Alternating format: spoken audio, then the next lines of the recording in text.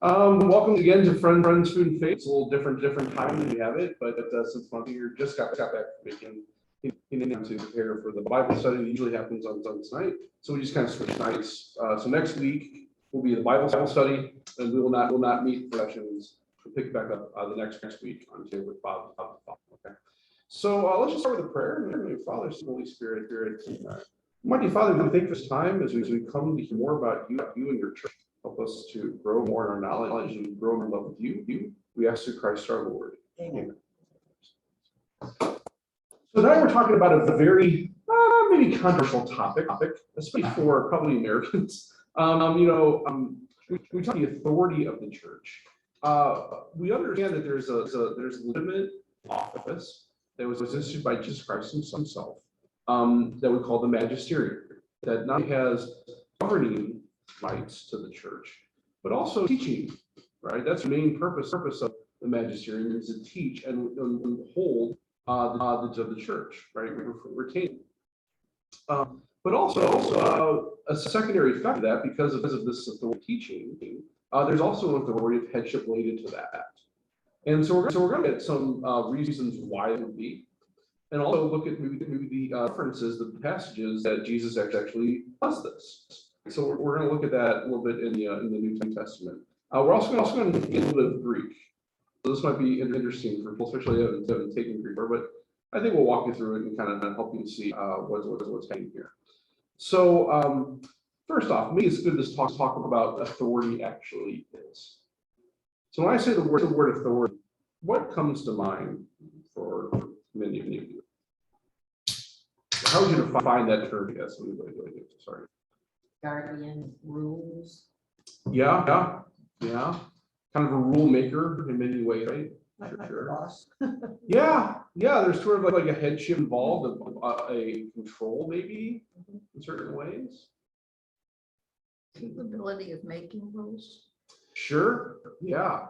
I think that's sort of a baseline understanding of the word authority, right? That when we literally talk about authority, what we mean is, especially the virtue of authority, is really using the gifts that God does for a particular purpose and good end for those we have jurisdiction over, right? So in other words, we often think authority is sort of like someone is, putting their rules upon us, that they're instilling that in us, forcing us to do things that maybe we wouldn't necessarily want to do.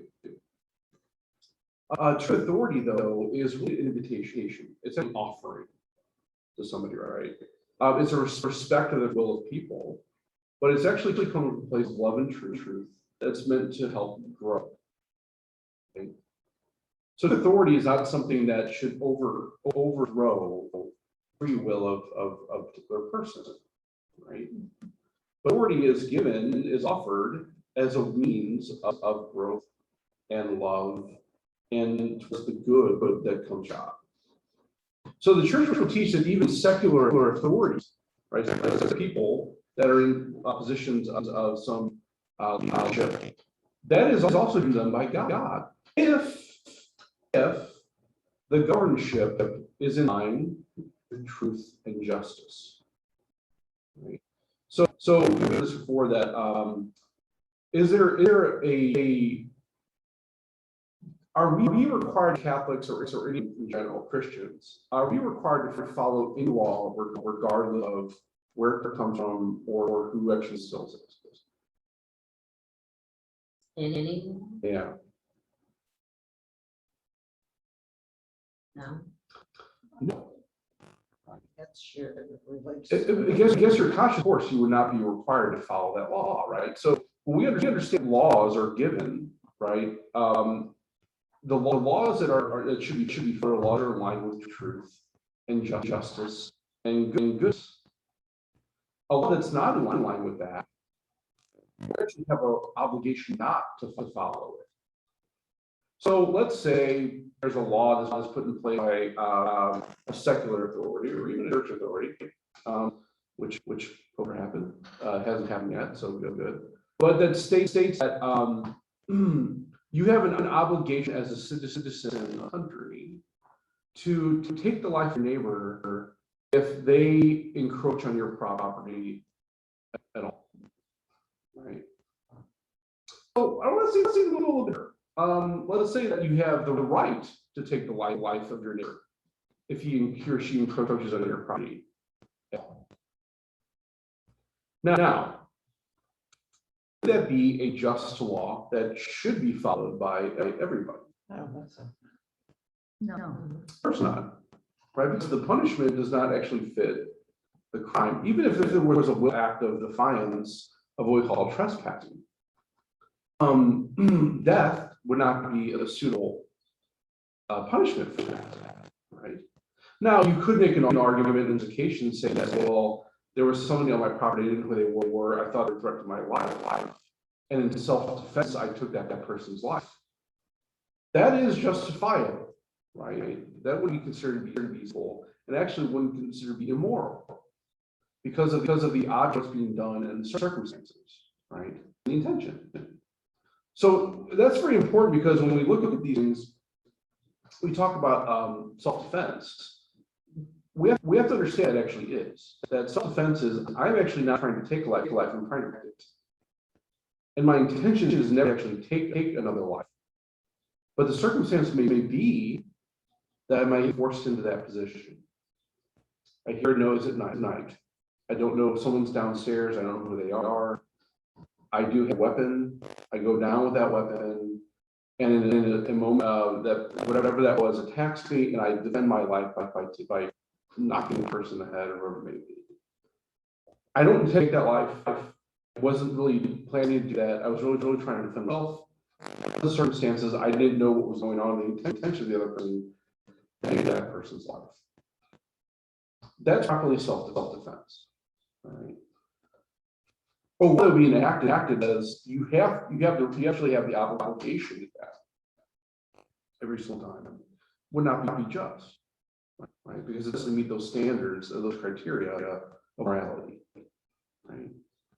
Now, the other thing to recognize too is that laws typically put into effect in generalities, right? There are always exceptions based on some circumstances too, right? So, in the moral life, when we talk about things like, in a more particular sense, going off that whole theme of, well, do you have the right to take someone's life? Well, in that you do, and the circumstances will definitely matter in that aspect, and the intent. Things like abortion, right? So when abortion was made in 1973, it wasn't a forced right.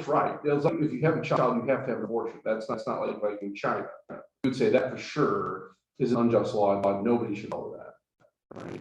Even to the point where you maybe have to rise up and overthrow government in order to do that, right? That would be justified in doing that because of the injustice of that law.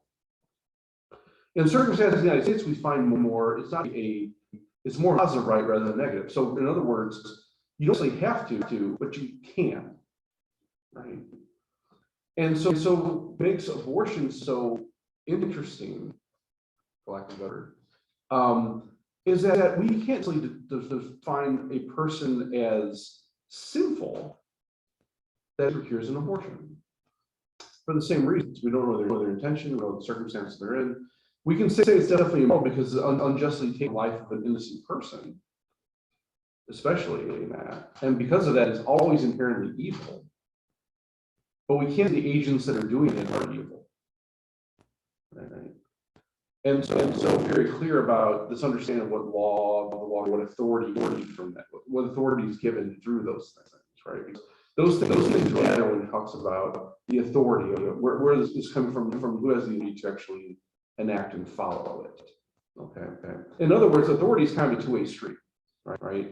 We have the authority to actually, but also the authority to actually follow them or not. That's some conscience. We all have that authority given to us by God. So it's important to kind of level set that up. But authority properly speaking, always in line with justice and truth. And so we always want to maintain that. And if there's a law enacted that's not in line with justice and truth, we actually have an obligation to actively fight against it. So good. So great. When we talk about then the authority of the church, right? So we understand that that's given directly by Jesus Christ. And the term we're going to use tonight that we study in reality is called ecclesiology. So you know what ecclesiology means? Can you spell it? Mm-hmm. ECLIO. No, LESIOOGY. Ecclesiology. So it comes from the word ecclesia. So everyone heard that word before, which is a Greek word for church, right? More properly speaking, actually means gathering, right? But in this context, we're talking about the study of church, right?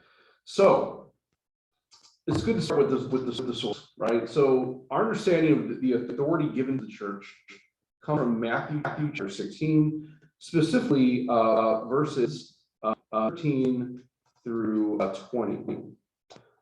And that's really about the confession of Peter, right? When Jesus has disciples, he's saying, who do people say that I am? And they say, well, some people say you're John the Baptist, others Elijah. But then he asks the disciples specifically, well, who do you say that I am? Right? And of course, Simon Peter, filled with the Holy Spirit, it says in reply, you are the Son of the living God. And Jesus said to him in reply, blessed are you, Simon, son of Jonah, for flesh and blood has not revealed to you, but my heavenly Father. And so I say to you, you are Peter, and upon this rock I will build my church, and the gates of the netherworld shall not prevail against it. I will give you the keys to the kingdom of heaven. Whatever you bind on earth shall be bound in heaven. Whatever you loose on earth shall be loosed in heaven. Now, what's interesting about the passage, this has been debated between Protestant and Catholic for a very long time. Because what our Protestant brothers and sisters will say is, what Jesus was doing there was symbolically giving authority to the church. The person of Peter, so Peter's representing the church, but his intention is to give it to the entire church. So there's certainly nothing special about Peter here. He's just representing the church in receiving this grace from God. Which is why Protestants would argue that the whole thing about primacy is not really a thing. And full understanding of this higher church, it's not really a thing because Jesus gave it to everyone. And to flow that, you can even say, well, it says right here, whenever you lose on earth, so that could be anybody, right? If you hold a grudge against your neighbor, that's really you're condemning yourself, right? And in order to be forgiven, that person would have to forgive you because you have that authority as a disciple, right? And if we read in English, we kind of see how they could come to that conclusion, right? But what's interesting is when we read in Greek. So, if I may, dososoitas ples Basilius un Ioranon kai o Deus epites gaisa estai dedinon et Ioros kai esai Iotus epites estai leleruminum et Ioranos. You guys got it. What's fascinating though? Sounds like Greek. This Greek. What's kind of fascinating though is when he says, in verse 18, "Kalo de soy ego ote," and I say to you, "U Petros." So "u" is actually a single form of "you." We have this old maxim in theology that translation betrays meaning. And this is an example of that. Because in English, when we talk about the plural and singular form of you, they're the same. I say you or you, right? And it's the same word. So how do we determine what you is referring to everyone else or just one in particular person? Well, in English, we kind of have to get that from context. The Greeks and the Romans, though, they have specific words that are not only gendered, but also particular for the singular plural. So for instance, I'm going to share this with everybody. Kind of like Latin. What's that? It's kind of like Latin, isn't it? Well, Greek comes, and that's the thing, Latin was kind of first, but it's coming from same understanding. So look at this. What we have here is the forms of the word you in the different persons and the cases. So for each case in each person, it's a different form. So the nominative singular, so like a subjective you, like you doing this, to be su. The plural form though is you mace, who makes, right? And generally like you or you, so you or like of you, right? Would be su. Soy would be the dative, like to you, for you, and choose would be like say. You know, and that's more like the imperative, right? But you said it's different for the plurals. Now, what's kind of fascinating about this is in verses 18 through 20 of this, the yous change, right? It says, "You are Petros, and upon this rock I will establish, build my church."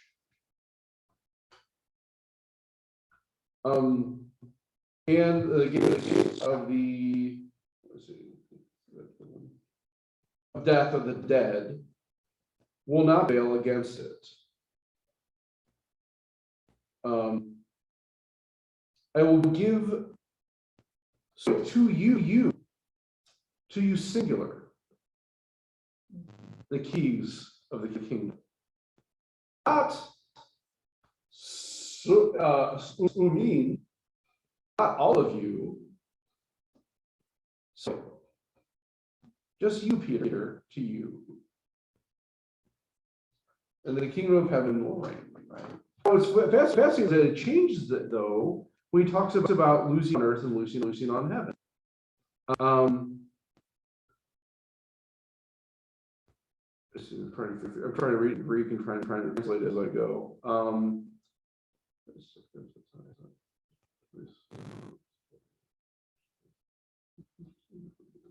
Yeah, so actually that's the only time actually uses it. It's kind of fascinating. Let's see. Whatever you, that's this from verse 19. Yeah.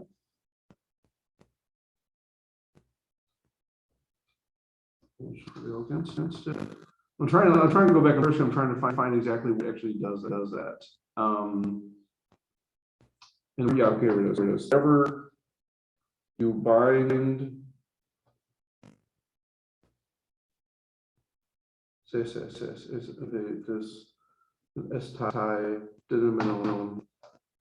Okay.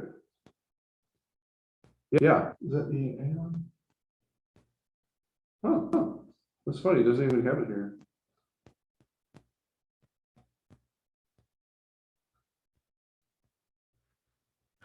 Yeah. Oh no, here it is. Toys. Here it is. Toys. No, that's a different form.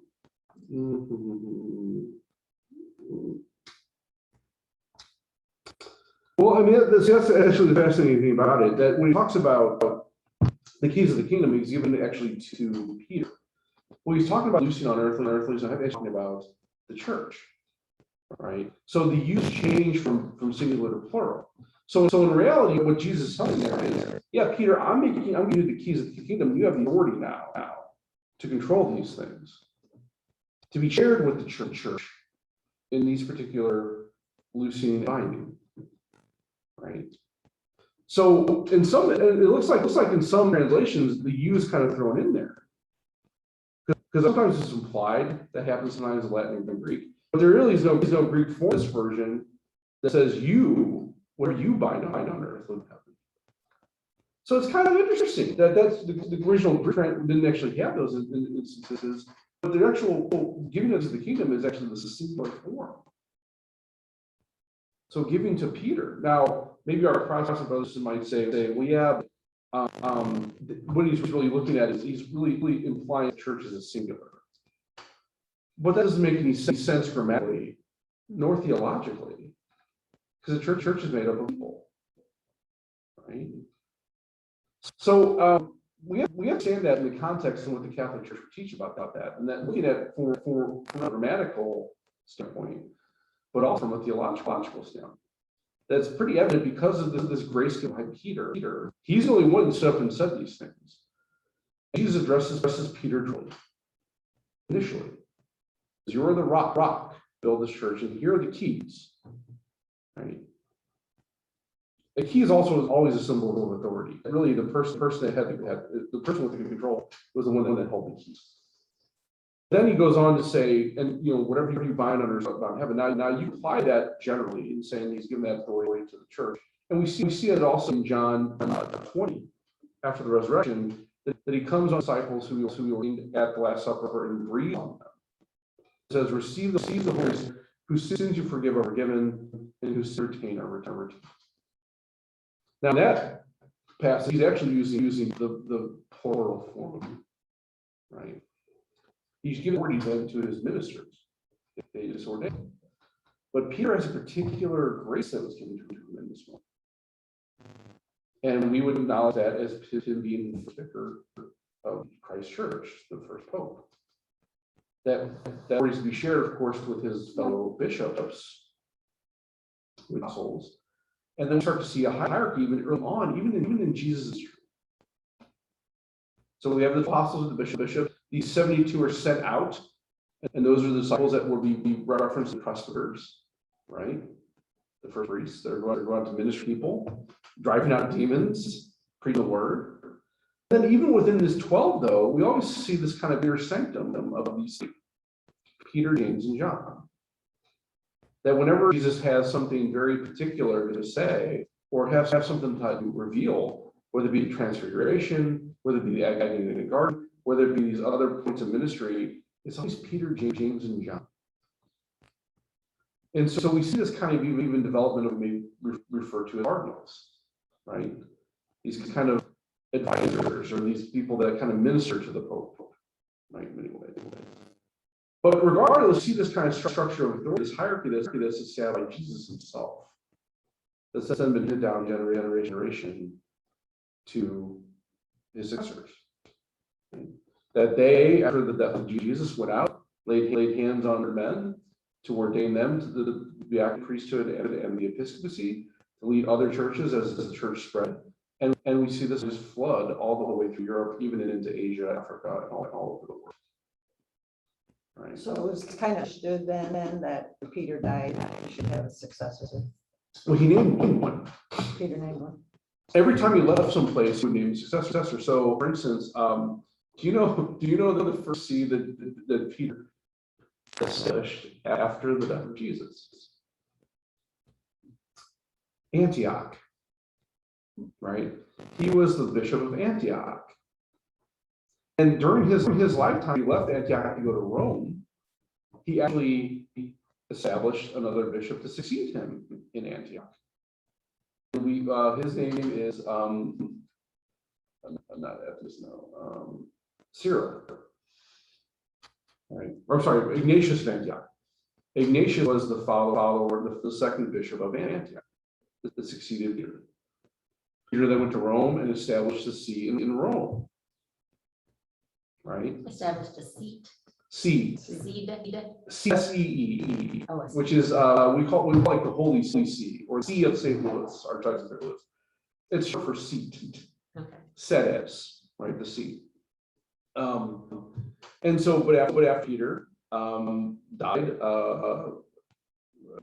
Clement, 66 Cornelius. I'm trying to go through the Eucharist prayer of one. Linus took over, establishes the bishop after Peter. Right? So there's been mention that started in the very early church of this is happening.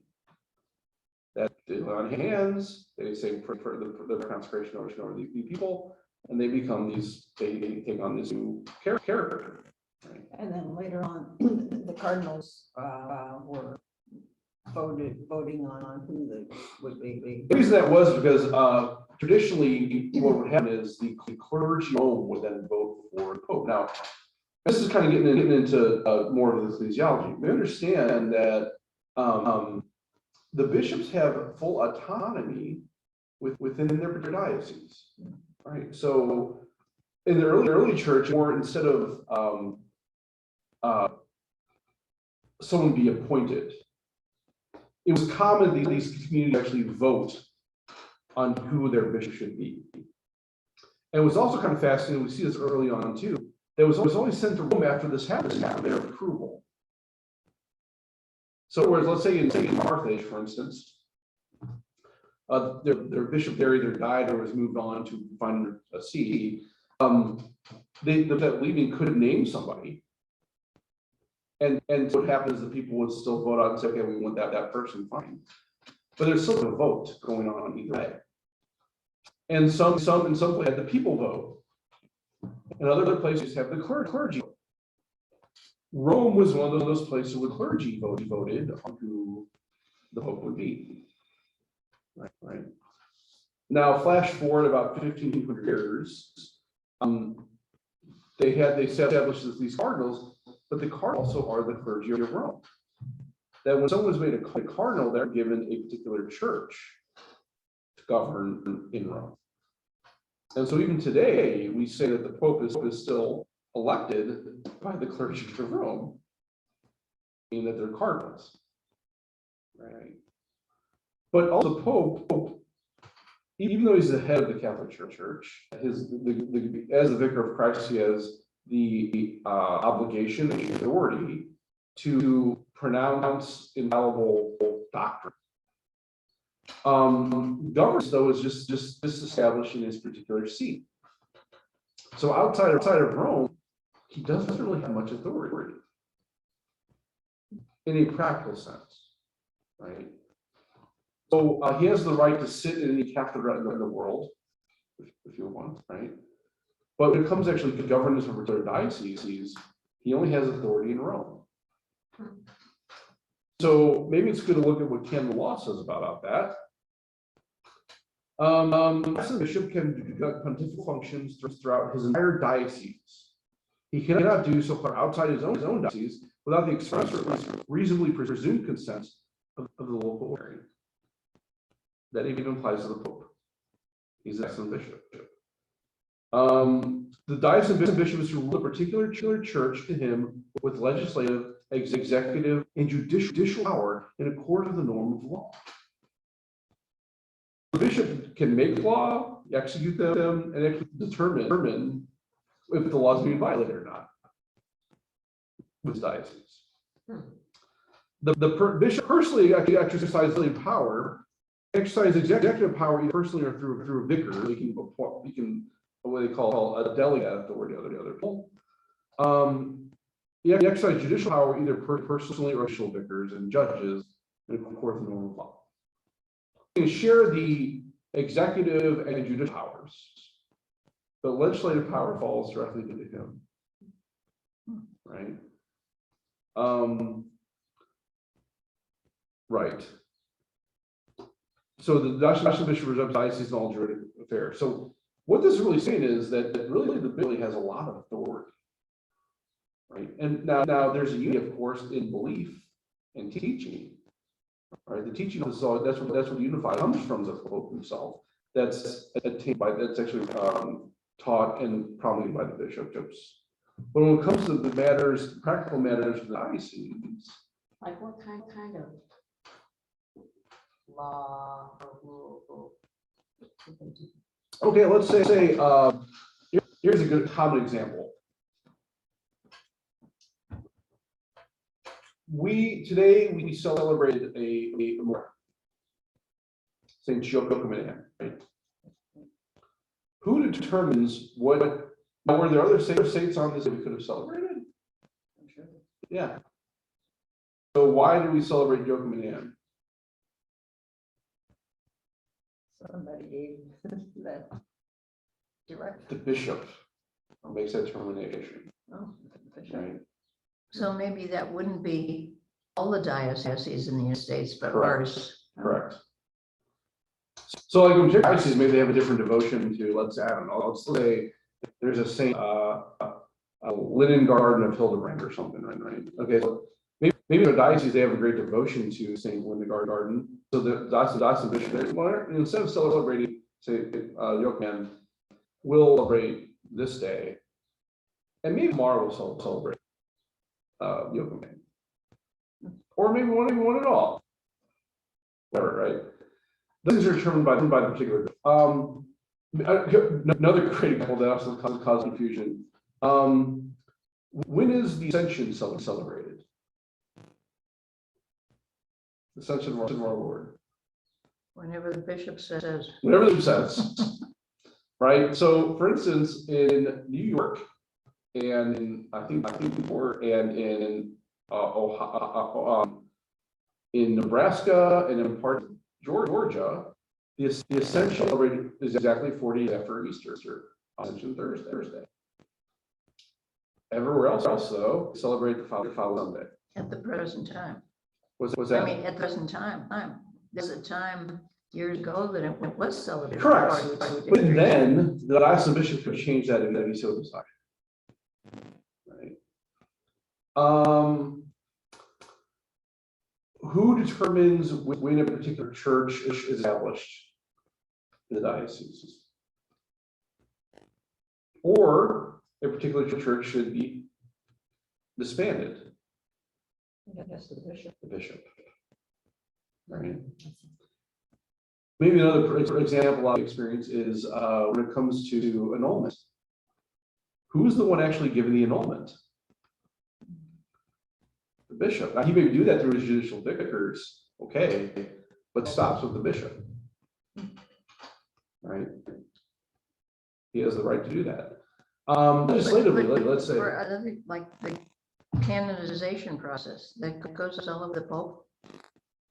It does, but to a certain point, it actually is with the bishop, right? Up until basic beatification, the particular bishop is in charge of that. Even when it comes to in the body, the bishop is responsible for that.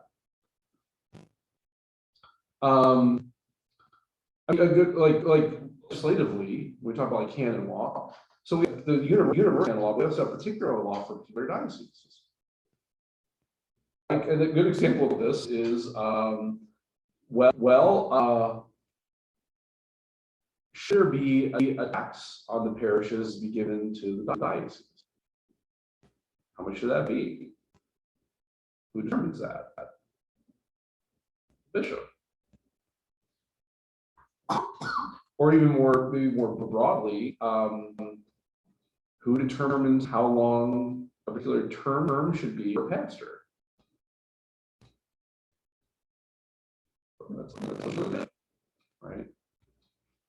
So a lot of these things, it always have to be in line with canon law. Canon law doesn't really take a particular diocese. There may be special circumstances that need a particular approach that would fall into the realm of the diocesan bishop to make those determinations. So when we say that the Catholic Church is same all over, it really isn't. Well, it isn't, because okay, we have to understand the key principles for us is our teaching and understanding, right? The faith. That wherever you go, faith is going to be the same. The mass will be the same thing, right? But many things are particular. One may be different, right? So maybe let's compare the St. Louis to maybe the Diocese of Los Angeles, for instance, right? In the Diocese of Los Angeles, there's actually a huge home problem, right? So the diocesan bishop say, you know, this is an issue within our particular diocese. Maybe I need to establishing more shelters, soup kitchens, medical wings of help, or training centers, right? To with this particular situation in my diocese. Whereas the system may not see as much of that. The need isn't really there as much. Rural ministry, right? The way you minister out in southern Missouri is much different than you minister here in St. Louis. The diocesan bishop have to determine that and apply that. But again, it's all coming from a place. It's coming from the teaching of the church of thy neighbor and put God above all things. right? That's the guiding principle. And the teaching of the church are given to us through the bishop in that unity. That if you go to St. Louis, Los Angeles, they would teach the same thing about what the church is, who Jesus is, Mary, the saints, the sacraments, all the same. At least they should. It does also open up interesting scenarios. Recently, national headline, the Speaker of the House was put on will interdict by her particular bishop in San Francisco. Okay, well, that's the right of the particular bishop, right? And he gave a very good justification why he was doing that. It seems very reasonable. A legitimate question asked may be, well, okay, well, why wouldn't other bishops follow suit? What did he do? Okay, so he made a pronouncement that the Speaker of the House is not allowed to present herself for communion in the Archdiocese of San Francisco. Where did you use? Interdict. INTRDICCT. Which is not the same as excommunication. Not, it is not. It may be on that excommunication, but it's not the same as excommunication. The other thing that he could do, there's also like a form of penalty called suppression. That usually applies to particular orders, right? Or religious, right? But these are really kind of the bishop can step in and say, and really try to correct the issue for individuals, orders. And what he's chosen to do. So in other words, you can still receive the sermons of confession. She can still come to church for that. She should, but she cannot present herself for you. And if she does present her from communion, his son of that jurisdiction should not give her communion. Would that same thing apply to a divorced and married Catholic outside church? It could. It could. Is he have to reinstate or whatever the term is, her every Well, I mean, confession and. yeah, that's so in order to become the interdict. So the issue with interdict is public, right? So the difference What was would the be, reason? I guess I missed one. for support for abortion, right? Oh. Yeah. So the difference may be though, for a remarried and remarried Catholic church. Well, you would assume narratively that that person is just maybe trying to live chastely. That's how you hold these situations are right. Now, as a pastor, I have the obligation to talk that per day. Okay, you have to understand these are the requirements you have in this state. And if you fail in that, you can come to the sacrament of confession, right? There are circumstances where a lot of that person receives the Eucharist. The problem with interdict is that it's a public statement. So if that same couple were to say, hey, you know what, we're married and we're trying to have children, and I don't care who knows it. Well, the same thing would apply to them too. And they should reserve themselves until you deal with this, right? Maybe ask some questions and learn a little bit more. Right? But that's what an interdict is a public issue. So in order to overcome it, not only would sacramental confession need to be done, but also probably a public penance to be done, meaning a public proclamation of conversion. I don't no longer support these rights, and I publicly announce that this is good. So that's really determined by the bishop. But the question raised, well, then, like, so the issue with a lot of our politicians, though, is they what the canon law states is what we call quasi-domicile, right? And what quasi-domicile means is that you have residences in two locations where you live most of the time. So half time you're living in Washington, half time you're living in San Francisco. Okay. San Francisco said you can't receive communion anymore. Well, why wouldn't DCC then follow? Why wouldn't the Archbishop of DCC, Archbishop Gregory, back up his brother bishop and say, yes, I agree with my brother, Archbishop Cordileone. I too am interdict to the Speaker of the House. Well, there are many questions about that. Maybe Archbishop Gregory has not had the opportunity to engage as much as Archbishop Cordileone. Maybe there's attempts to reach out And maybe there's a particular line that is up that Archbishop Gregory would say at this point, we have to apply the same thing. I don't know. Part of that is kind of maybe an opportunity to keep an olive branch open to these people, that they can actually engage in the conversation and come to an understanding. I don't know. So does she go to Kenyon then if she's a C? Well, since this has not been specifically stated,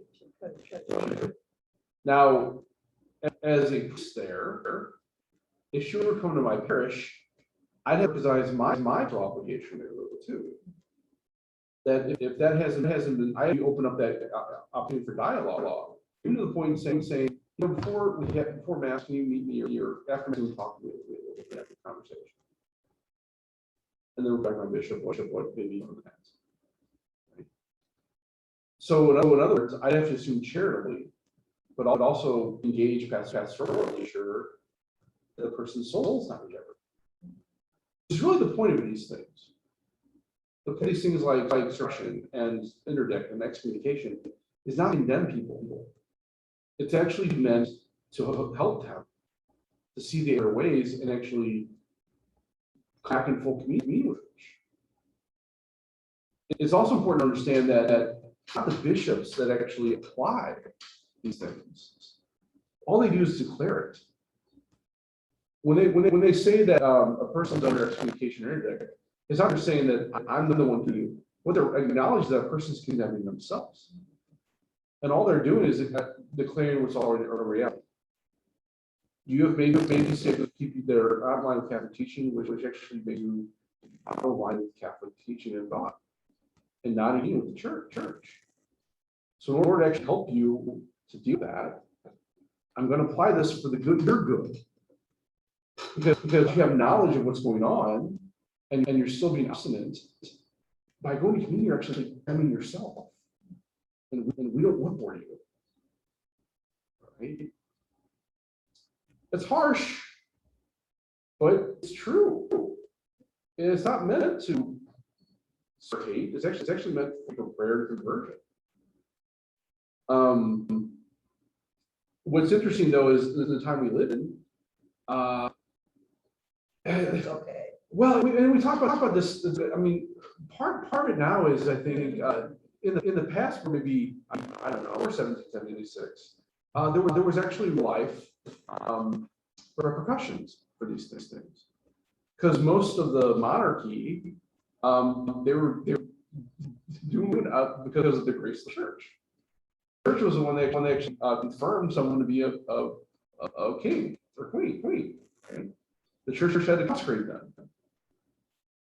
And so the church said, oh, by the way, you're an interdict or you're an excommunication.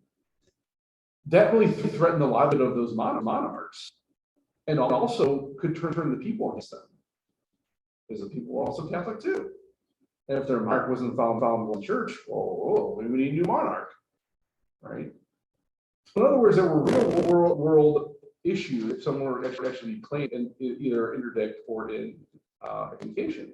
And so there was a great desire and really a great haste being made to reconcile, because, well, I don't want to be by this position, or take my lands away, my house taken away, or worse yet, be overthrown. Right. In the United States, well, the presence of the church has diminished somewhat, and there's a different type of attitude to the American understanding of faith. That faith is personal, and I can choose what I believe when I do. And in many ways, that's true. But the church would say that, yeah, but if your beliefs are not in line with the church teaches, well, you can't call yourself Catholic. We've had many councils that said this over and over again. You don't want to call yourself Catholic, okay, but then also don't proclaim the church. And the problem there is not necessarily a issue of a practical issue. It's really an issue of the spirit of your soul. So you're leading people away you're causing scandal. So I think excommunication kind of, in some ways, is kind of dated. And it's not being used much, I think, because of the stigma that comes with that. That's a very harsh penalty. You're trying to maintain some openness. But you can make an argument that many of these people, especially our politicians, who don't know the teaching of the church, well, they are. And a bishop would be well within rights and his authority to proclaim that. All he's doing is actually acknowledging a reality. And I think it's also important to recognize too that this is the first time this happened. I mean, here in St. Louis, Burke made an predict for John Kerry when he was running for president here in St. Louis. Bishop Rocky over in Springfield, Illinois, has actually put many politicians from Illinois under interdict that they can't receive the Eucharist in Springfield. So yeah, I mean, there's a frustration in some ways that like, why isn't there more collegiality? Why wouldn't everyone stand up and say, yes, you're not being. Well, again, I think that comes down to how much interaction that particular bishop has had, but also, a particular politician is not coming to your area. Maybe it's just best not to say anything anyway. Right. So there's a potential judgment being made in these issues, and we can maybe even discuss critique maybe the right and wrong way to do it. But ultimately, those bishops make those determinations because that's just how the church operates. Now, another principle that we have discussed when it comes to things is we already talked a little about solidarity. So we understand churches in solidarity with each other, with the build solidarity in their teaching office and their belief, right? Application may differ. Right, but depending on the particular of the diocese. But also we have to understand what subsidiarity means. So subsidiarity is a term that means a higher court, for lack of a word, can intervene in times of trouble or disarray or chaos to maintain order. But then subsidiarity declares that once it's maintained, the higher authority steps away. And we see that with our American government, right? That we have local rights, we have state rights, we have federal rights. That really kind of comes from the law of subsidiarity, which is actually always maintained by the church. So it looks like in the church would be, let's say that Archbishop Rosensky moves on to a different diocese, and our seat is now open. Right? Who's over? Because the seat can't be open, someone's got to control things, right? Well, there's two ways that canon law dictates that happens. There's a council of priests that could take over, or vicar general, or in the absence of those, a suffrage or another bishop, depending on their rank, can take over a particular seat until a new bishop is made. How about the auxiliary bishop? In our case, in St. Louis, the auxiliary would be the vicar general. So then could take over for the diocese temporarily. But in certain dioceses, let's say like, I don't know, Walla Walla, Washington, for instance. Right? I don't know if they have a general. I don't know if they have a council of priests. So there though, the particular metropolitan bishop would take over. So even in particular areas, they're broken up into different metropolitans. Like here in Missouri, for instance, we have 4 dioceses, 1 archdiocese, and the metropolitan is the Archbishop of St. Louis. So let's say Bishop Rice were moved on from Springfield Cape. Archbishop Rosensky would then take control of that particular diocese until the bishop is actually named. Or the council of priests, they can do that. He can make that determination, right? There's a lot of leeway when it comes to these things because of that recognition of the autonomy of a particular diocese, but also the subsidiarity. One makes actually still a seamless level of governance. And is it just the amount of people in a diocese or diocese that is an auxiliary bishop That's right. Actually, here's what canon law says. I just read this earlier.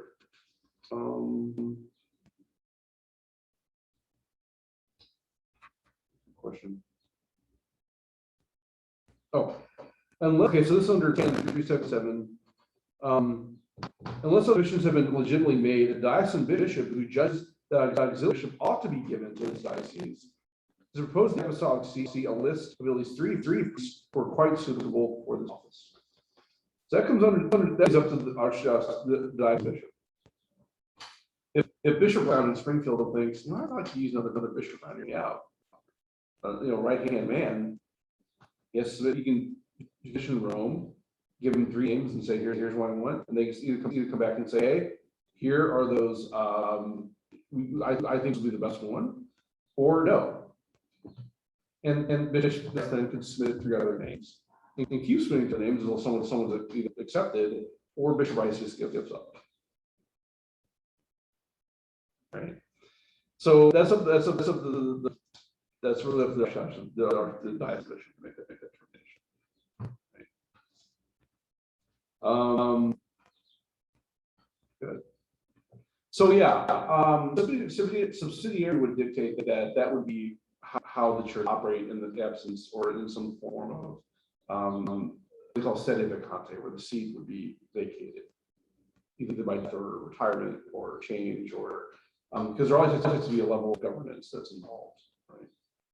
Also, every bishop is required to have at least a title, what they call it titular see, right? So, like for instance, I think Bishop Bertusos is actually the Diocese of Alton. Diocese of Alton doesn't exist anymore. The title still does. I think Bishop Rice, before he was made the Bishop of Springfield, was like the Bishop of Tripoli. There are no Catholics in Tripoli, right? This isn't, but every bishop needs a title. And that's what they kind of do for their bishops. They give what they call titular seat until they get their own diocese. And how are bishops, are they recommend that they become a bishop, or do they, how does that work? The same process applies. So like if someone, let's say there's a diocese that's open. See, it's weird because here in St. Louis, we do things a little differently. And the reason because we're an archdiocese, you typically would not someone from within that position. So never in the history of the Archdiocese of St. Louis has a native St. Louis made the archbishop. Right? Typically they're transferred from somewhere else. Because we're an archdiocese, because we're a historical see, I guess it's been the trend we would need some experience. And so a baby bishop may not be the perfect example of this. So the difference between, like, let's say in Wichita, let's see the bishop vacates the seat for whatever reason, they retire, move on. Either the metropolitan can maintain this, which would be Archbishop or they have a council predetermine 3 names to be sent to Rome. So Rome, they have what they call the dicastery of bishops would receive 3 names. They probably do their own investigation. They would probably contact Bishop Howman. They would probably contact different bishops in the region. They even probably call it Cardinal Dolan or Archbishop or Cardinal Supich, and kind of get some own understanding of who these 3 people are. And based on that, they, okay, they'll pick one of those and submit that to the Father. Right. So Holy Father, it's more maybe symbolic than anything else, with more formality, but he may say, nope, don't want any of them. And they kick it back to the diocese to submit 3 new names. Right. And that process keeps on happening until the Holy Father picks somebody. Once the Holy Father picks somebody, they'll talk to the nuncio for the particular region. They call this guy, tell him that the Holy Father wants to become a bishop of this particular diocese. The nuncio will call them. I think the running joke is really what they say is if the nuncio calls you and says, sit down, that's usually a sign. And so they'll tell the man, sit down. the Holy Father would like you to become a bishop. Now, typically what they tell them is, okay, take some time, maybe hours, maybe a day, I don't know, depending on circumstance, maybe a day. And you can say no, but they'll get back, letting you know what your decision. And the person then has the right to say no. In which case, that's what happened over and over. Until that man, someone says yes. To say yes, they get 3 bishops to consecrate that man. And then they also get the seat. Now, what's interesting in the rite for the consecration is they give the guy the seat before they actually consecrate a bishop. It's kind of a weird thing, right? So the person's not a bishop yet; they're given the chair. They're consecrated later. It's a weird situation. We use that in St. Louis because usually our ceremony is just here's chair. Thank you. Does that work the same way for moving bishops around? No, because once you're so what I'm talking about here in Wichita is the guys need a bishop and receive the chair, right? Here in St. Louis, we just have bishops that come and they become the archbishop. There's no consecration happening. So like when Archbishop Rzansky came in here 2 years ago, almost 2 years, the installation was that he came in, he knocked on the front door of the church. The nuncio let him in. They processed up into the sanctuary. He sat in the chair. Everyone applauded, and he's now the Archbishop of St. Louis. Right. If it were Wichita, the same happened. The priest approached the door. The nuncio would let him in. They walked in the sanctuary where he give him the chair. Then he'd have to get up out of the chair. They have to consecrate him into mass as a bishop. Give him the ring, give him the mitre, give him the creature, pour over his head, all that good stuff. Then he's the bishop of that particular diocese. We don't see that here because we never have people that are consecrated and given the chair at the same time.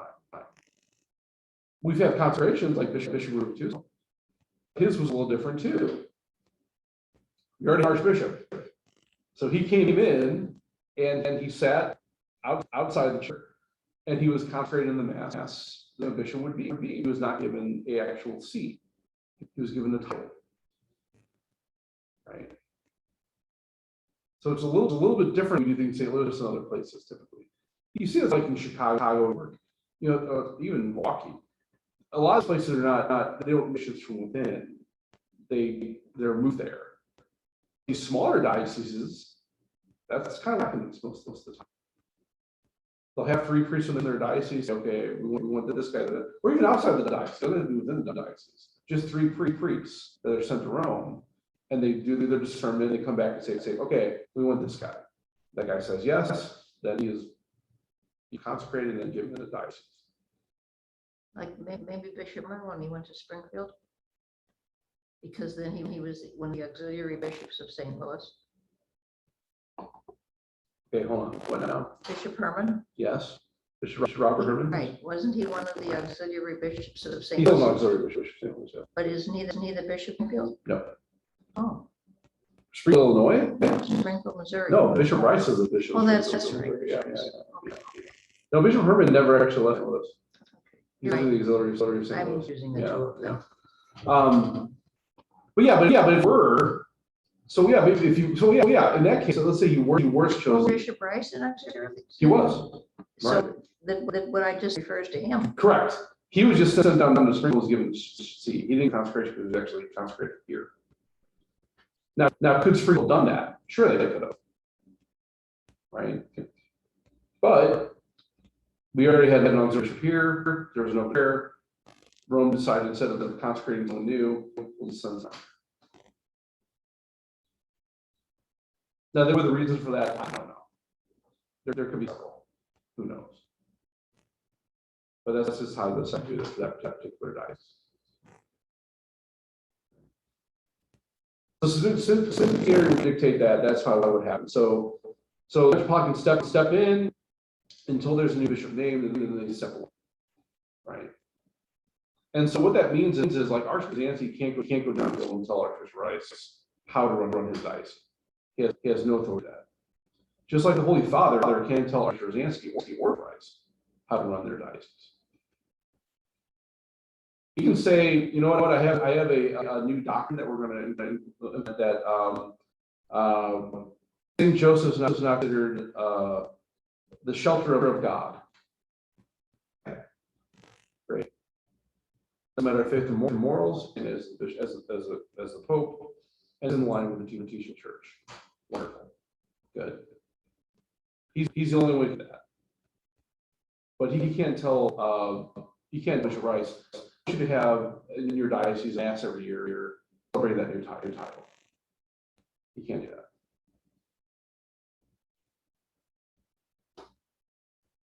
Make sense? It's interesting because we think of the Catholic Church as a monolith, right? That basically they're in line with each other, they're all doing the same thing. But that's really not the case. And there's a faith, yes, of course. Teachings, of course. But in the application of matters, no. Even liturgically speaking, you can do the head liturgist for PCs is the bishop. Now there's certain orders you need to follow, like you have to use unleavened bread and wine for the matter of the Eucharist. You can't get around that. That's faith and morals, that's teaching the church. Everyone needs to follow that, right? But, well, I see the dioceses where they stand for the Eucharistic prayer instead of kneel. Is that okay? Yeah. If the bishop determines that's okay, great. I mean, like, why would that be? It seems like, it seems like an odd thing to do during the Eucharistic prayer. But I know if you're walking up in Seattle, that's what they do. All right. Some places you might have the pilgrimage procession, people dress leotard or spandex that hold intervals in a procession, and they dance before in the procession after the cross candles. I wouldn't. Is that allowed? Well, as long as the bishop allows it, yeah.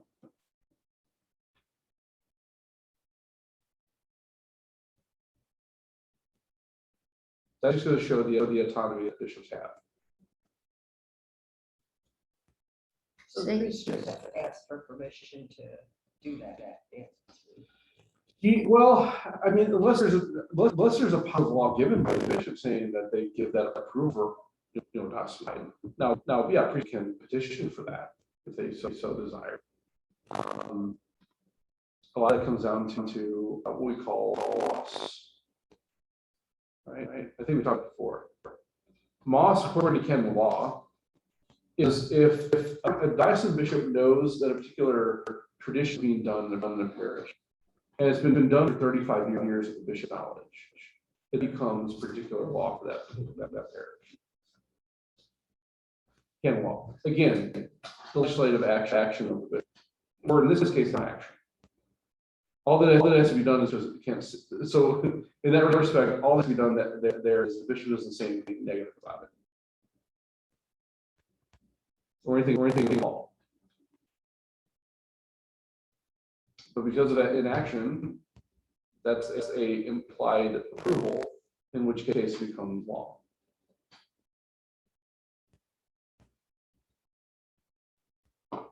That's in the grass. We have that every year on the Feast of Archangels, right? Is that okay? They should know about it. It's been going on and on for, it's going on like 11 years now, 12 years or so, right? Okay, not quite at 30, 35. But as long as the bishop knows about it and it's been done, after 35 years, that becomes the tradition of the parish. One can change it. What about mass in people's homes? Well, they're a little bit different. Those are kind of at the discretion of the actual celebrant. Now, if that becomes norm, then that might be a problem. Right. But in the same way, let's say if I go to the bishop and they, you know what, Excellency, my sister's a nurse, and she's married to a non-Catholic, And they're raising their Catholics, and she can't, my sister cannot bring my nieces or my nephews to Mass every Sunday. So in those circumstances, I'd like to go to my sister's house and celebrate Mass for them. That's the only time we'll do that. That's reasonable. And I wouldn't really necessarily have to ask the bishop for that. But if I wanted to do that in perpetuity, yeah, I probably have permission for that. Right. And even then, the bishop might have reasonable questions like, okay, well, is there a consecrated altar in their house? Is there a chapel set up? If you're going to do this every day forever, then there probably should have a dedicated space to happen. Reasonable. Right. But yeah. But it's not just that one bishop though. So eventually there's going to move on, right? We'll get someone who I think within 5 years, probably, and that bishop's not it too. And that's kind of the kicker, right? Because each bishop needs to know that that's going on. Does it happen all the time?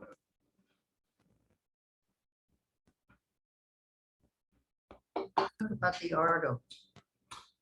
Yeah, Ordo. So that goes back to the executive privilege of the bishop, right? So the Ordo is a particular it's a calendar of the days that are celebrated in this, and also it also dictates what celebrations the hours for the priest, right? And that's common for particular regions, but also dictated to particular bishops. So what you'll find in the Ordo is like today in the Ordo it says we should celebrate. Because it's a obligatory memorial, St. Joachim and Anna. So you can't wait any other mass except for that. But you could celebrate votive masses maybe, or requiem masses for the dead. Those would be called votive masses.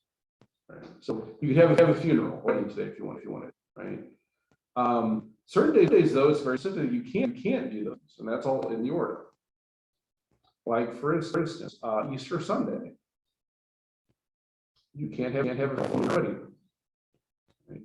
You can't have a funeral or wedding in the Triduum, right? That's dictated by the Order. And basically what it is the calendar of what mass of what's being celebrated in a particular region on a particular day. That's dictated by those bishops. Also, they have, like, for instance, here in St. Louis, there are certain days that we would celebrate with more solemnity, like August 25th, for instance. You know what August 25th is? I don't know what the 15th is. Well, yeah, that's universal. Everyone celebrates that, right? It's a solemnity, meaning it's the equivalent of Sunday, no matter when it falls. What is it? The Feast of St. Louis. Oh, Yeah. So that's our patron, right? Oh. So we celebrate his day with as a Sunday because we're in St. Louis. But everywhere else, they would celebrate the memorial maybe, or outside of it's kind of weird here too. Like outside of the St. Louis city, it's actually a feast. So on August 25th, here at St. Gabriel, we celebrate solemnity. But at St. Michael's, they celebrate as a feast. Odd. Very odd. And it's just how it was set up, and that's the bishop. But the bishop makes those determinations too. Why? I don't know. At this point, more tradition. Who knows? Right? So that's what the Order kind of tell us. October 12th, for instance. That's also an important day for our diocese.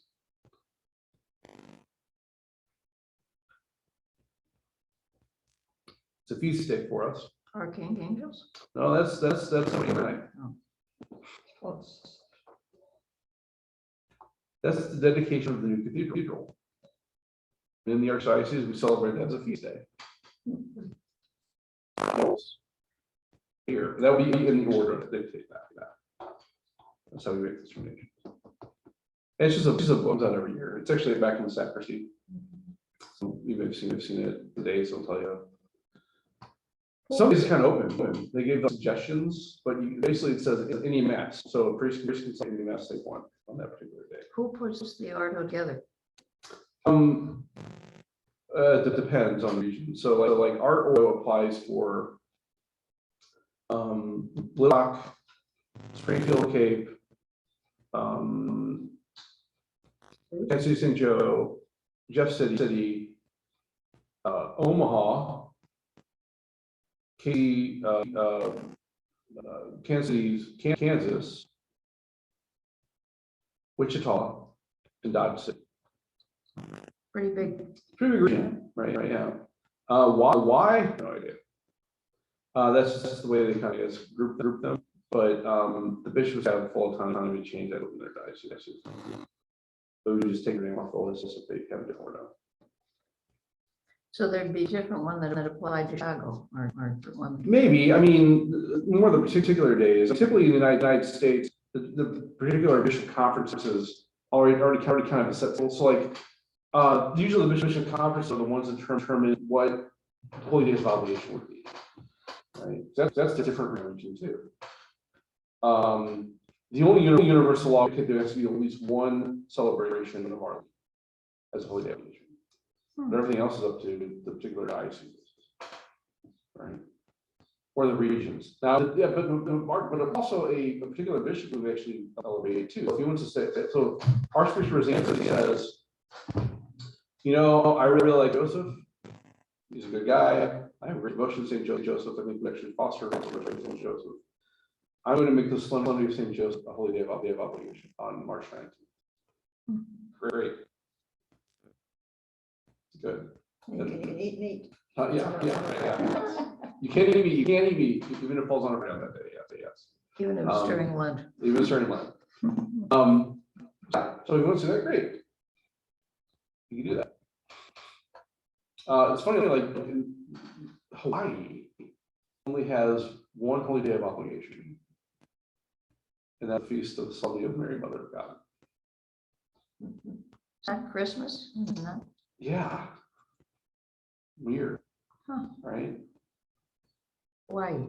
Hawaii. Solemnity. Christmas might be Christmas too, but I think that's the only two they have. Yeah, it's weird. But yeah, that's up to them, of the particular diocese. It is how it works. That's how basic church functions.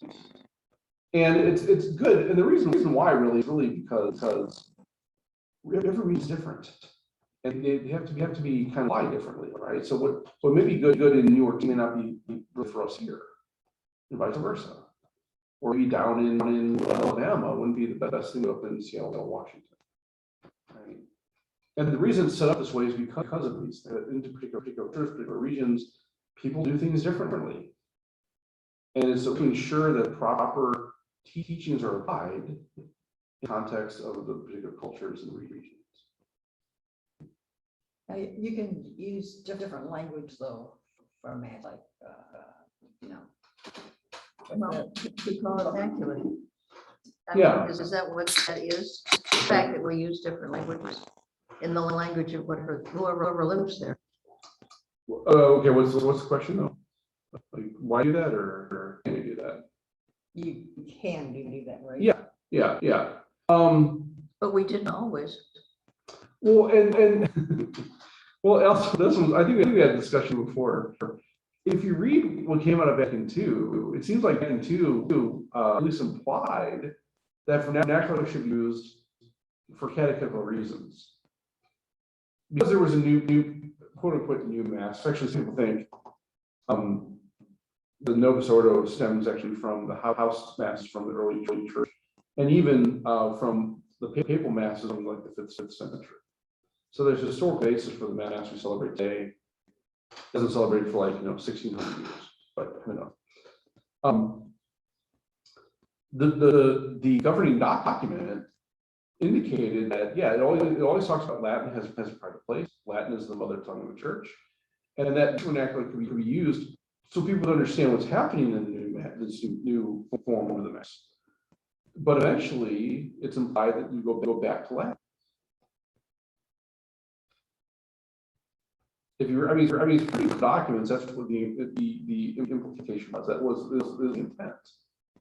Now, we've gotten this kind of vicious cycle to where one that was kind of determined that the vernacular, you could use the vernacular for those reasons. Latin took kind of a back seat and it was being taught as much. And so you have a whole generation that wasn't being taught Latin, and the vernacular is being used because the argument was, well, when should we then implement Latin? Because, well, we always have people in the church who don't know what's going on. So what's the best way to actually do that? Again, we have to the Dawson Bishop making those transitions.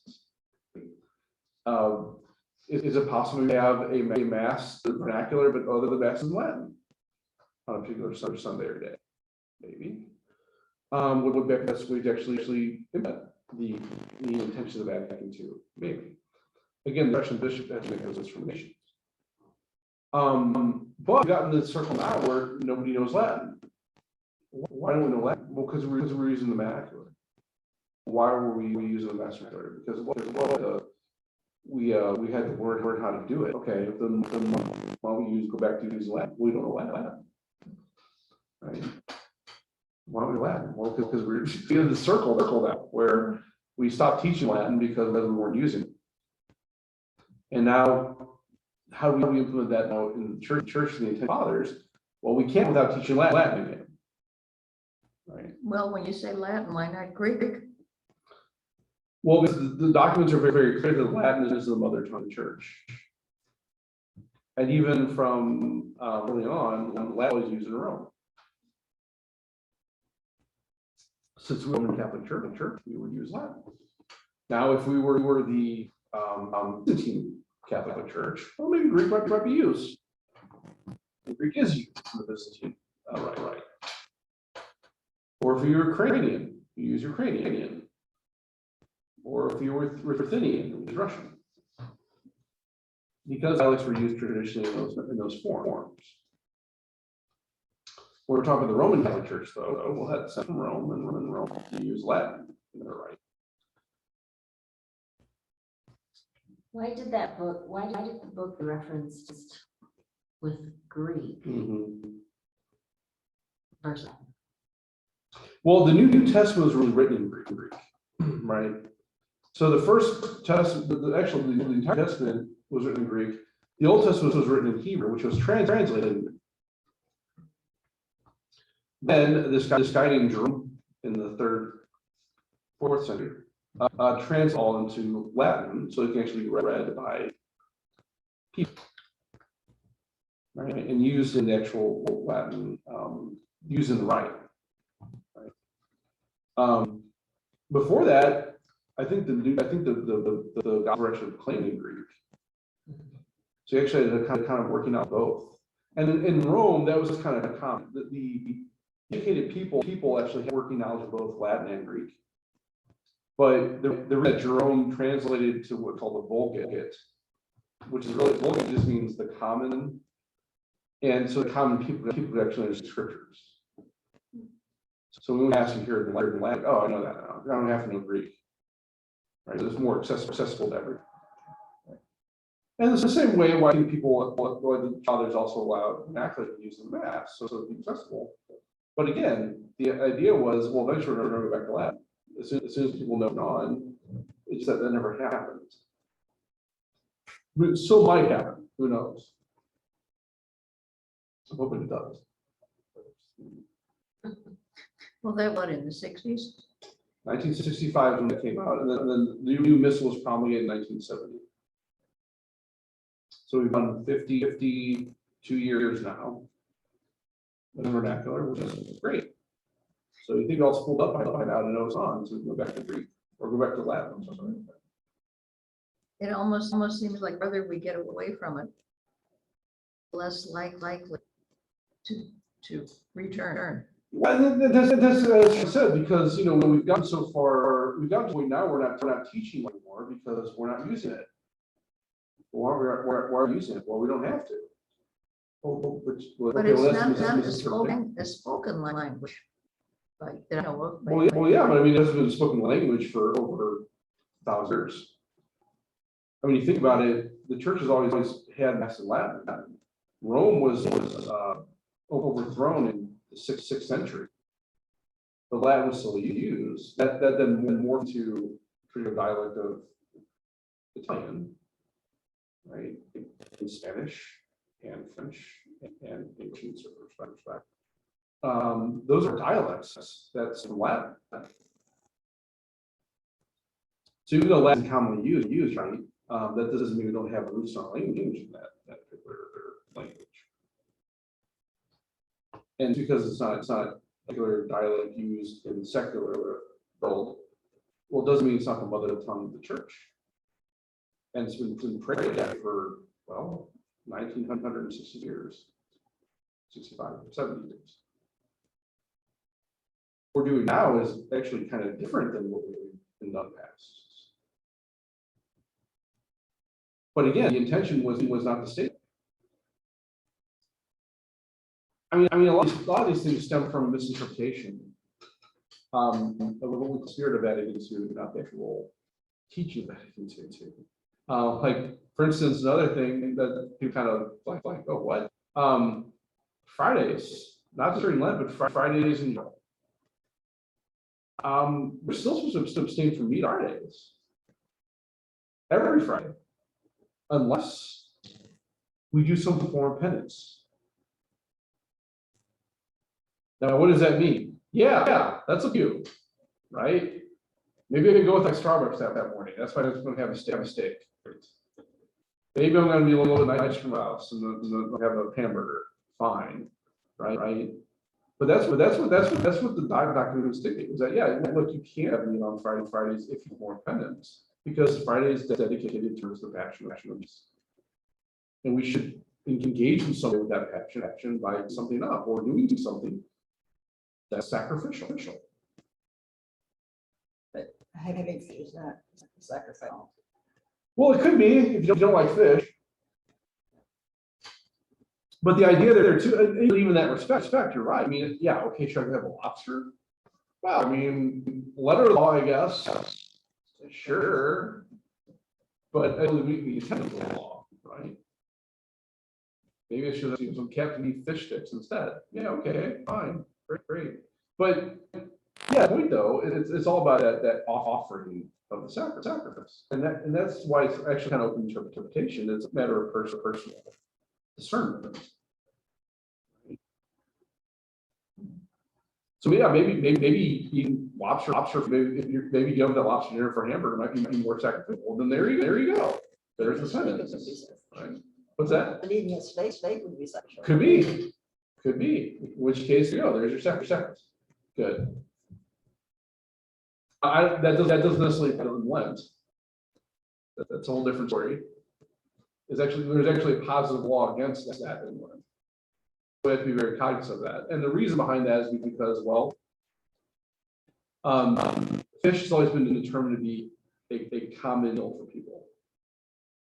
Meaning, not everybody has access to steak and hamburger and ribs and bacon and pork. But anyone can grab a pole and go fishing and pull a fish out of the river. Not around here. Well, I'm saying in general, right? You can have this full of catfish out of there. Not out Or of the some river to fish. bear. I would go river to fish. But I'm saying there is access enough in general to do that. When I was growing up, the Friday fish rule, 2 hours, that meant tuna noodle casserole. Well, not necessarily fish, it could be grilled cheese sandwiches. That's very true. So it wasn't, it wasn't lobster and it wasn't shrimp, it was tuna noodle roll. No, speaking of that, here's a good example of the authority of the church when it comes to these things, right? So here in the United States, muskrat, alligator, otter, I think. Some of these species that are in the United States was determined by the bishops to be okay to eat on Fridays during Lent. And the reason, again, we have to understand that there wasn't like a great sense of biology back in the 18th century into the 19th century, 18th century, 19th century. So what they really saw was these animals that really spend a lot of time in the water. Yeah. And so, okay, well, beaver, you get a beaver. Beaver's okay, right? I don't know what beaver tastes like, but apparently you can have that to try to let it. So I've had gator though. It tastes like chicken. According, actually frogs are okay too. Because those are amphibian, they spend the time in the water, they live fish. Okay. I mean, whatever. But those are things that were dictated by the bishops in their particular and said, that's okay. If you want to have that on during Lent, go for it. Well, just name another law of the church kind of thing. The Eucharistic fast. Used to be for midnight. Right. Now it's an hour. Then it was reduced to 3 hours. Well, now it's an hour of communion. So what is that? I mean, that's also another thing too, as well. Okay. But in reality, if 15 minutes before mass you should fast, well, probably meeting it, right? Yeah, it's way of, so there has to be an understanding of, and this is what I think the bishops do with on a constant basis. What's reasonable? What could be done by most people? Condemn them, but also to maintain the premise this act of sacrifice. And what made it accessible to people that they don't feel like it's so difficult to access? Well, you may have some people with dietary restrictions or maybe allergies or something like that, where if they go too long without, or even people with diabetes or something that go without eating, that could be damaging for them. Right. And so to make it easier for them. So we all benefit. We all benefit in some way, sure. But so it's always that level of, okay, what is the most pastoral thing to do in circumstances? So maintaining these principles that we have. What's the most pastoral thing to do in relation to the language of the Mass? Well, what we're trying to do is teaching, that's on Friday, on Sunday nights, Latin classes. So if the argument is, I don't know Latin, well, we're teaching it. Right? And so opportunities there. Now, when we actually implement that fully, there's some time, but we got to start somewhere. At least that's my thought. And there's a great opportunity coming up in December where we're going to have a Rate Caeli Mass on December 16th at 7 p.m. Except for the readings and the homily, probably. I'm doing that. One of us the homily, I'm not sure yet. Will be online. We'll have word aids, and we're practicing. It's all online. If you want to go back and look at them, you can to learn it and start engaging, and that's what we're going to do. And I've even done private masses in Latin here at St. Xavier. We're starting to do that more often too. So that's what I'm doing is actually on August 4th at noon. So I am celebrating the Novus Ordo in Latin day, which is the memorial of St. John Vianney, patron priest, who himself would have celebrated the Mass in Latin. So I think it's kind of fitting. So I think that's kind of how I'm approaching it. That's the right way, but I think it has to be done as start something. So I just say that it's not like tomorrow we're going to start doing all the Mass in Latin, right? But I think there could be a gradual movement toward it. Maybe not all the masses, but at least some to maintain that intention of the church father. I'm not sure I've ever heard of Mass in Latin. Come August at noon. What day Got it is it? on. Thursday, I think. Yeah. Flying back. So yeah, I mean, or you can always go. Now it's not the Novus Ordo, but extraordinary form, which has at St. Francis of Sales. I mean, I just celebrate theirs. So all of that. It's a little bit different. So if you don't know, if you've never been to extraordinary form, it might be somewhat foreign, but you'll still see the same structure. There's still liturgy of the Word and liturgy of the Eucharist. Except the priest has his back to you. The priest is back to you. Where is that? St. Francis de Sales, on Grandpoise in Iowa. Idaho, Idaho. No, I don't know. Yeah, maybe. Anyway, on the way downtown. Oh. Yeah, it's near downtown. The other place to do it is St. Barnabas and also at, they call the Oratory of St. Augustine and Gregory. It's actually at St. Luke's Parish, yeah.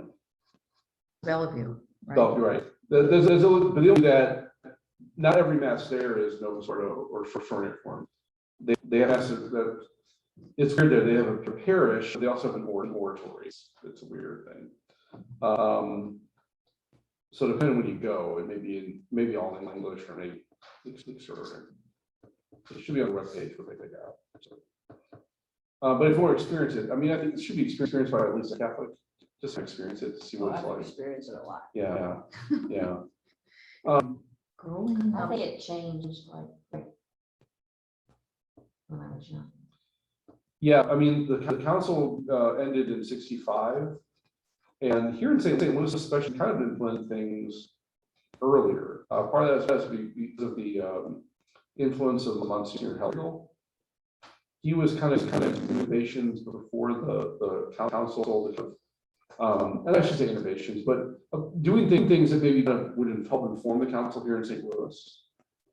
So you started seeing like this, instead of what's called ad orientem, I mean the face of the tabernacle. A lot of priests even before this started actually introducing people what's called propopy. Part of that's because a lot of the church at the time were being constructed also with the altar away from the hall. So in most churches before 1940, the altar would be right against the tabernacle, right? After 1940-ish, some churches were being built with them separated. Invitation for this change that may have happened. What's fascinating though is you won't see any document from 1902 that talks about doing that. Yeah. So in other words, there's no real authority to do that. It just started doing it. And again, if the bishop knows about it, and it's been happening for years, well, great, right? That's kind of an example of that's kind of happening organically in many ways. But yeah, you won't find anything written down that says it should be done that way. Weird. That's because of Monsignor Helgel. He had a vision. A lot of stuff he did was very, very good. I think, but the stuff that I think was taken in after that was misinterpreted and misapplied, and that's why we started seeing things after the council like clown masses, or you have priests that were using pizza and soda in youth masses as the matter for the Eucharist, and other things, which is sort of like weird. And part of that was just not a good interpretation of what's coming out, and more the spirit of what people thought into was about, and not necessarily what it wasn't. Can you use white wine instead of red wine? So what the rubric and what law would dictate is as long as that's accessible. Now it'd be more simple to use red because that more simulates the blood, but white wine is okay. But I think if there was if you had red wine, you should use red wine. That's kind of what they would say. White wine would be okay like a Guinness. Like let's say I don't know. Let's say I have a school mass and we're out of wine. I have a bottle of white. Okay. Well, fine. So it doesn't have to be wine that's specifically what they call altar wine. As long as it's grape wine, that is a valid matter. And only grape wine. It can't be like infused. No plum wine. No plum, like strawberry. Yeah, it has to be all grape. And it has some amount of alcohol in it. So it has to be fermented. It can't be like grape juice. So isn't there muscat? Is that the correct term? Muscum. Yeah, and so that was kind of allowed for, that has to be specifically given permission by the bishop.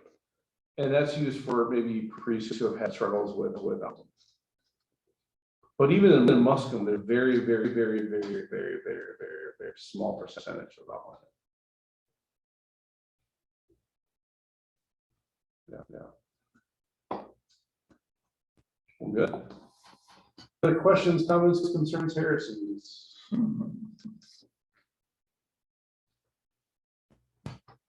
Lots of to ponder. Yeah. Again, I mean, we look at the, I think it's the word kind of a, we as Americans look at that as sort of a very negative term.